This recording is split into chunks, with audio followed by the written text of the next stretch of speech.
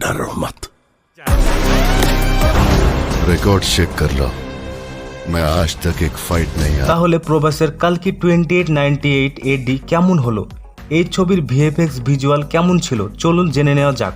প্রথমেই বলি, এই ছবির হাইপ যেমন ছিল, দর্শক যেমনটা ভেবেছিল তেমনটাই হয়েছে। পরিচালক নাগ অশ্বিনী প্রমাণ করে দিলেন ইন্ডিয়ান মুভিও হলিউডকে টক্কর দিতে পারে। 3 ঘন্টার এই সিনেমা দর্শকদের সিনেমার গল্পের সাথে বেঁধে রাখতে সফল হয়েছে। আর ছবির ভিএফএক্স এবং ভিজুয়াল একদম হলিউড লেভেলের।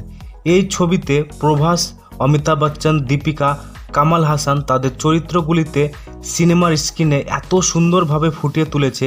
এই কালকি 2898 এডি ইন্ডিয়া সিনেমার হিস্ট্রিতে একটা দৃষ্টান্তমূলক উদাহরণ হিসাবে থেকে যাবে। তবে এই ছবির প্রথম হাফ একটু স্লো, ক্যারেক্টার বিল্ড আপ করতে গিয়ে গল্প একইভাবে চলতে থাকে। তবে সেকেন্ড হাফ পর ছবি এত এঙ্গেজিং ও ইন্টারেস্টিং হয়ে যায় যা সিনেমা হলে না দেখলে বুঝতে পারবেন না। আর বিশেষ করে শেষের 40 মিনিট জাস্ট ফাটিয়ে দিয়েছে।